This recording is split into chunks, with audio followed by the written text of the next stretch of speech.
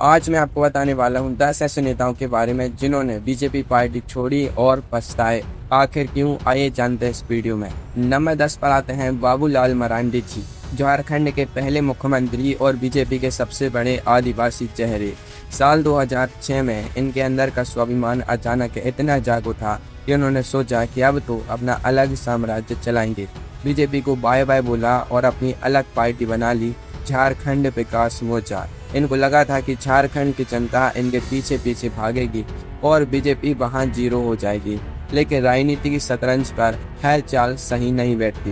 बाबूलाल मरांडी जी ने पूरे 14 साल तक जमीन पर दिन रात पसीना बहाया, चुनाव पर चुनाव लड़े, लेकिन मिलने के नाम पर सिर्फ राजनीतिक दर्द और मुश्किलें ही मिली।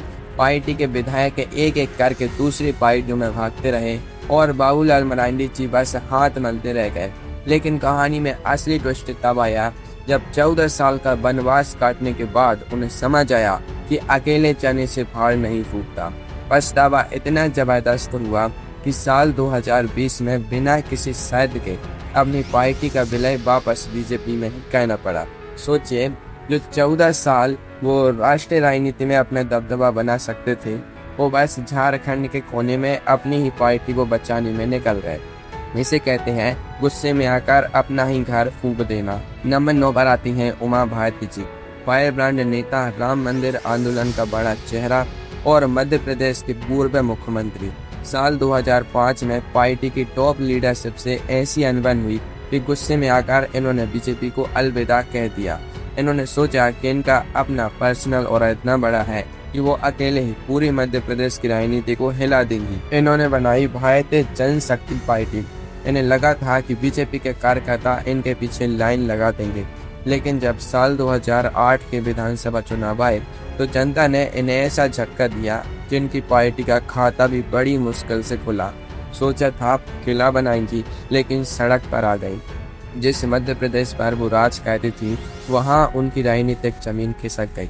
पर क्या आपको पता है कि इसका नतीजा क्या निकला? 6 साल तक भटकने और हर छोटे बड़े चुनाव में हार का स्वाद चखने के बाद उन्हें आखिरकार एहसास हुआ कि नेता की ताकत पार्टी से ही होती है, पार्टी नेता से नहीं। पछतावे के आंसू पहुंचते हुए साल 2011 में उन्हें वापस बीजेपी के दरवाजे पर दस्तक देनी पड़ी। वापसी तो हो गई, लेकिन वो पहले वाला दबदबा और राष्ट्रीय स्तर का कद दोबारा कभी नहीं मिल पाया। अब नंबर 8 पर आते हैं BS येदियुरप्पा जी, दक्षिण भारत में बीजेपी का पहला झंडा गाड़ने वाले नेता। कर्नाटक में इनका नाम ही बीजेपी का पर्यायवाची माना जाता था, लेकिन साल 2012 में जब इंटरनल पॉलिटिक्स और आरोपों के चलते उन्हें CM पद से हटाया गया तो इनका पारा 7वें हेवन पर पहुंच गया। गुस्से में आकर इन्होंने बीजेपी छोड़ी और कर्नाटक जनता पक्ष यानी KJP नाम की एक नई पार्टी बना ली। येदियुरप्पा जी का मानना था कि कर्नाटक में बीजेपी सिर्फ उनके दम पर है और उनके बिना पार्टी दिन की तरह बिखर जाएगी। लेकिन अभी असली झटका लगना बाकी था। साल 2013 के विधानसभा चुनाव में उनकी पार्टी KJP को महज 6 सीटें मिली। नतीजा क्या हुआ? उन्होंने बीजेपी का खेल तो बिगाड़ा ही, साथ में खुद भी पावर से बाहर हो गए और कांग्रेस की सरकार बन गई। यानी आधी छोड़ पूरी को थावे, आधी में लेना पूरी पावे। उन्हें समझ आ गया कि बीजेपी से अलग होकर तो सिर्फ एक रीजनल लीडर बनकर रह गए हैं, जिसके पास ना तो कोई पावर है। पछतावा इतना बड़ा था कि महज 1 साल के अंदर साल 2014 के लोकसभा चुनाव से ठीक पहले उन्हें वापस बीजेपी में आना पड़ा। नंबर 7 पर आते हैं शत्रुघ्न सिन्हा जी, बॉलीवुड के शॉटगन और बीजेपी के पूर्व MP और केंद्रीय मंत्री।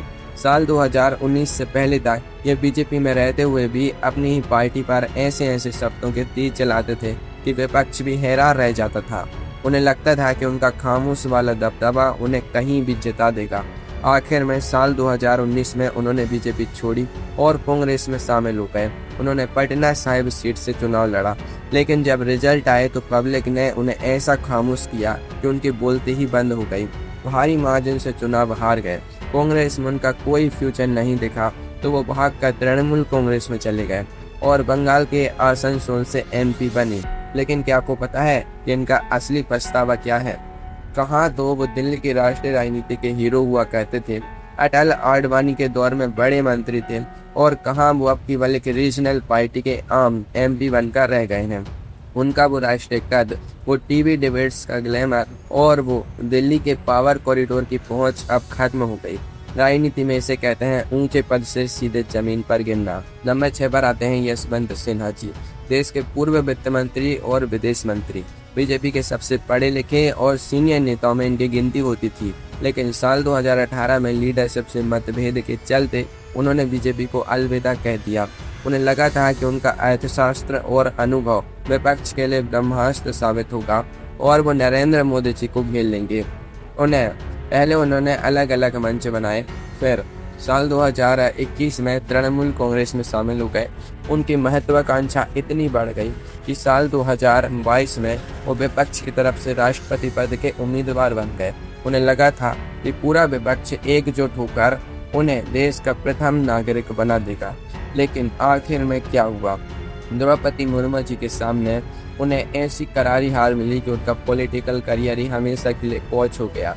उन्होंने सोचा था कि बीजेपी छोड़कर वो विपक्ष के चाणक्य बनेंगे, लेकिन आखिर में ना तो वो बीजेपी के रहे, ना टीएमसी में उनका कोई जरूरी रोल बचा और ना ही राष्ट्रपति बन पाए। ऐसी स्थिति हो गई कि राजनीति में उनकी कोई पूंछ ही नहीं रही। इसे कहते हैं आसमान को छूने की चाह में जमीन भी खो देना। नंबर 5 पर आते हैं शंकर सिंह वाघेला जी, गुजरात में बीजेपी को जीरो से हीरो बनाने वाले नेता।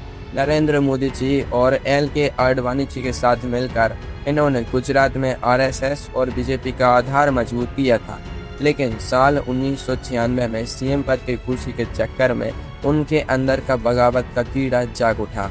उन्होंने बीजेपी को तोड़ा और राष्ट्रीय जनता पार्टी बनाई। कांग्रेस के बाहरी समर्थन से कुछ दिन CM की कुर्सी पर बैठे भी, लेकिन एक कुर्सी ज़्यादा दिन नहीं टिक पाई। बाद में उन्होंने अपनी पार्टी का कांग्रेस में विलय कर दिया, लेकिन कहानी में असली झटका तब लगा जब जिस बीजेपी को उन्होंने छोड़ दिया था वही बीजेपी गुजरात में ऐसी मजबूत बरगद बन गई कि वाघेला जी को राजनीतिक रूप से उखाड़ फेंका। वाघेला जी कांग्रेस में रहे, लेकिन वहाँ भी उन्हें कभी वो इज्जत नहीं मिली जो बीजेपी में मिला करती थी। फिर उन्होंने कांग्रेस भी छोड़ी, NCP गए, फिर अलग मोर्चा बनाया, लेकिन पब्लिक ने उन्हें हर जगह नकार दिया। जिस नेता ने गुजरात में बीजेपी का पौधा लगाया था वो आखिर में अपनी राजनीतिक जमीन ही बचा नहीं पाए। आज उनकी स्थिति ये है कि वो राजनीति के हर कोने से गायब हो चुके हैं। नंबर 4 पर आते हैं कल्याण सिंह जी, उत्तर प्रदेश के पूर्व मुख्यमंत्री और राम मंदिर आंदोलन के सबसे बड़े पोस्टर बॉय। साल 1999 में अटल बिहारी वाजपेयी जी और LK आडवाणी जी से ऐसी अनबन हुई कि कल्याण सिंह जी ने बीजेपी छोड़ने का बड़ा फैसला कर लिया। उन्होंने राष्ट्रीय क्रांति पार्टी बनाई। कल्याण सिंह जी को लगता था कि यूपी का पिछड़ा वर्ग और हिंदू वोट बैंक सिर्फ उनके नाम का बटन दबाता है, बीजेपी के नाम पर नहीं। उन्हें लगता था कि उनके बिना बीजेपी यूपी में खत्म हो जाएगी। लेकिन जब साल 2022 के विधानसभा चुनाव आए तो जनता ने उनका सारा भ्रम तोड़ दिया। उनकी पार्टी को 403 सीटों में से महज 4 सीटें मिली। सोचे, जो नेता यूपी में पूरी सरकार बनाता था उसकी पार्टी सिर्फ 4 सीटों पर सिमट कर रह गई। बीजेपी को तो नुकसान हुआ ही, लेकिन कल्याण सिंह जी का अपना राजनीतिक वजूद खत्म होने की कगार पर पहुंच गया। उन्हें समझ आ गया कि जनता नेता से नहीं विचारधारा से जुड़ी होती है। आखिरकार पछताते हुए साल 2004 में उन्होंने वापस बीजेपी में आने का फैसला किया, लेकिन जो समय और रुतबा उन्होंने गवा दिया वो दोबारा वापस नहीं आया। नंबर 3 पर आते हैं जगदीश शेट्टर जी, कर्नाटक के पूर्व मुख्यमंत्री और बीजेपी के सीनियर लिंगायत नेता। साल 2023 के कर्नाटक विधानसभा चुनाव में जब पार्टी ने उन्हें टिकट नहीं दिया और नए चेहरों को मौका देने का फैसला किया तो शेट्टर जी का सेल्फ रिस्पेक्ट हर्ट हो गया। उन्होंने गुस्से में आकर तुरंत बीजेपी से इस्तीफा दे दिया और कांग्रेस का हाथ थाम दिया। उन्होंने दावा किया कि वो बीजेपी को कर्नाटक में बर्बाद कर देंगे और कांग्रेस को जिताएंगे। उन्हें लगता था कि उनकी अपनी सीट हुब्बल्ली धारवाड़ सेंटर पर उनका एक छत्र राज है, लेकिन पब्लिक ने उन्हें ऐसा सरप्राइज दिया कि वो हाँफने लगे। साल 2023 के चुनाव में वो अपनी खुद की पारंपरिक सीट से 34,000 से ज्यादा वोटों से हार गए। कांग्रेस की सरकार तो बन गई, लेकिन शेट्टर जी खुद सड़क पर आ गए। उनकी ऐसी राजनीतिक बेइज्जती हुई कि उन्हें समझ आ गया कि वो टिकट के चक्कर में गलत ट्रेन में बैठ गए हैं। पछतावा इतना जबरदस्त था कि महज 1 साल के अंदर साल 2024 के लोकसभा चुनाव से पहले उन्हें फिर से बीजेपी के सामने आत्मसमर्पण करना पड़ा और वापस बीजेपी में आना पड़ा। नंबर 2 पर आते हैं नवजोत सिंह सिद्धू जी। ठोको ताली वाले सिद्धू जी जो बीजेपी में एमपी रहे, टीवी शो में छाए रहे और पार्टी के स्टार प्रचारक थे। लेकिन साल 2016 में उन्हें लगा कि बीजेपी में उनकी प्रतिभा का सही इस्तेमाल नहीं हो रहा है।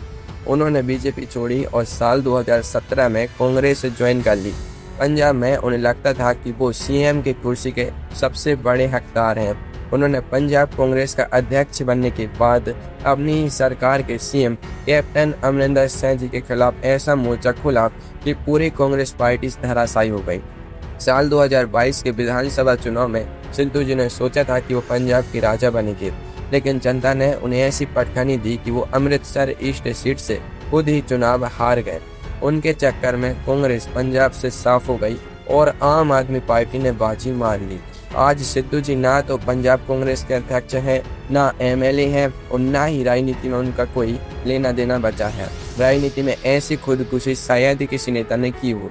बीजेपी छोड़कर वो अब न इधर के रहे ना उधर के। नंबर 1 पर आते हैं स्वामी प्रसाद मौर्य जी। साल 2022 के उत्तर प्रदेश विधानसभा चुनाव से ठीक 2 महीने पहले उन्होंने बीजेपी से इस्तीफा दिया था। इस्तीफा देते वक्त उन्होंने बड़ा डायलॉग मारा था कि मैं जहां रहूंगा सरकार वहीं बनेगी और मैं बीजेपी को यूपी में खत्म कर दूंगा। उन्होंने बीजेपी पर आरोप लगाए और समाजवादी पार्टी में शामिल हो गए।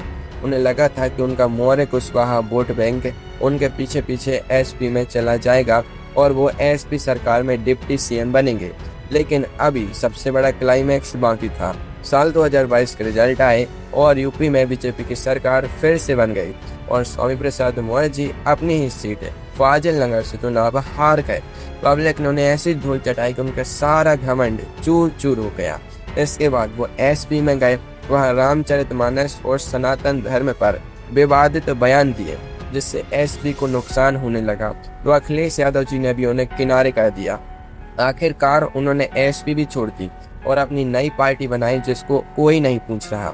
ऐसे पछताए कि न सरकार बनी, न सीट बचा पाए और राजनीतिक भविष्य पर हमेशा के लिए क्वेश्चन मार्क लग गया।